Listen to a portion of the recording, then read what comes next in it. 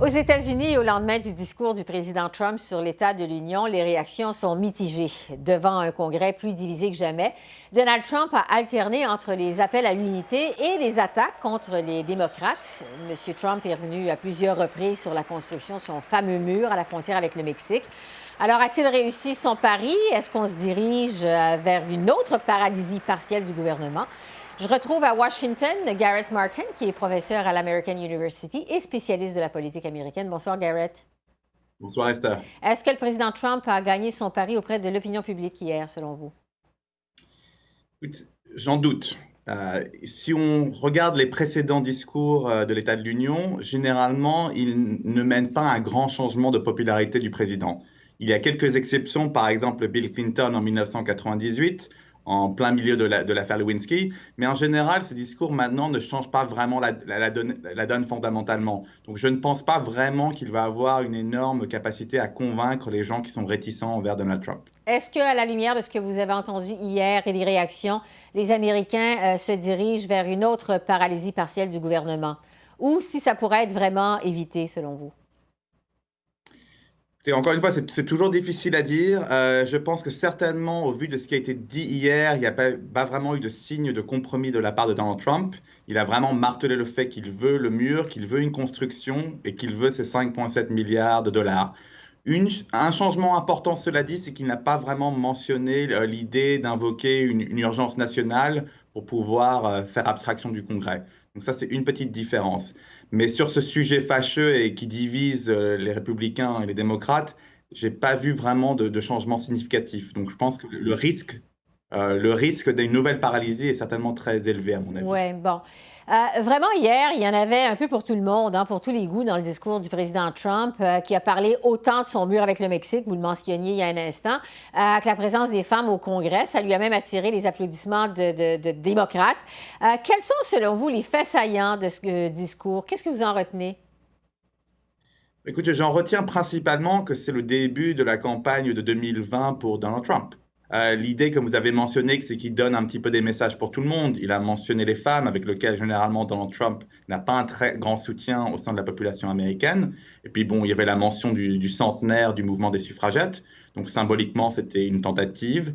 Deuxièmement, il y avait aussi évidemment des messages pour les électeurs religieux quand il a mentionné les divisions sur l'avortement et notamment des mesures qui ont été passées récemment sur les IVG tardifs en Virginie et en New York. Donc il y avait un message pour les électeurs religieux et aussi des messages pour, on va dire, la classe ouvrière en mentionnant notamment l'immigration et la division entre, selon Donald Trump, entre les élites politiques qui ne durent pas n'ont pas à faire avec les effets de l'immigration et la classe ouvrière qui en souffre de plein pied. Donc c'était vraiment un discours de campagne à beaucoup d'égards. Donc, un discours habile de sa part.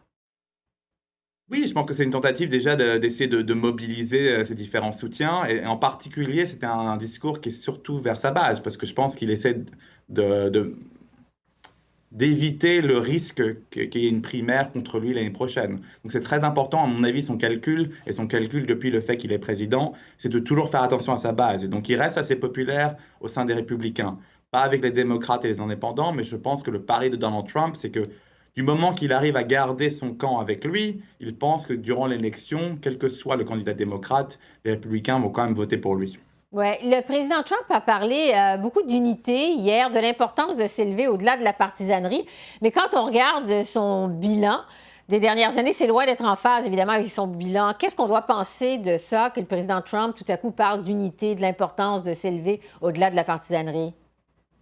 Parce que je pense que c'est surtout une fonction du moment et de la circonstance. Le discours sur l'état de l'Union est supposé être un discours fédérateur, est supposé être un moment où on réunit le pays malgré les divisions. Donc je pense que c'est essentiellement, il y a un peu le côté théâtral de ce discours devant la Chambre des représentants et devant tout le Congrès, Assemblée et tous les dignitaires du gouvernement. Donc ça, je pense qu'il y a un côté de la fonction. Après, c'est vrai que Chuck Schumer, qui est le leader de l'opposition au Sénat, a ironisé que Donald Trump est souvent une figure de division pendant 364 jours, et après se souvient un jour de l'année qu'il doit être une figure d'unité aussi. Vous parliez il y a un instant de l'importance de s'adresser à sa base, d'activer sa base. Donald Trump le fait depuis quand même pas mal de temps. On remarque quand même une certaine tiédeur chez les républicains, notamment au sujet du mur avec le Mexique. Aussi, il y a des républicains qui ont aussi une réserve au sujet du retrait des troupes en Syrie et en Afghanistan. Est-ce que les républicains sont en voie de tenir tête au président Trump? Est-ce qu'on pourrait assister à ça dans un avenir rapproché? C'est tout à fait possible. Je crois que sur certains sujets spécialisés ou sur certains sujets localisés, on a vu de temps en temps une réaction, pour le plus souvent timide, mais une réaction des républicains, surtout au Sénat. On voit ça en ce qui concerne la politique étrangère. Comme vous avez mentionné, il y avait le vote symbolique une sorte de condamnation ou une critique du retrait hâtif des troupes américaines de la Syrie et de l'Afghanistan.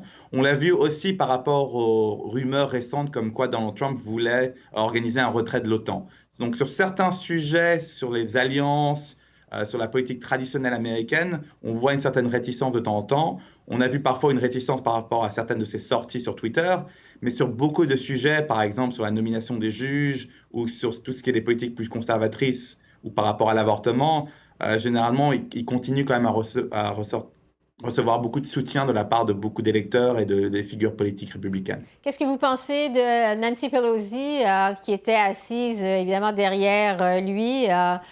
On en parlait lundi ensemble. Ça allait être intéressant de voir son langage du corps. Qu'est-ce que vous avez pensé de Mme Pelosi? On l'a vu il y a un instant pendant son discours.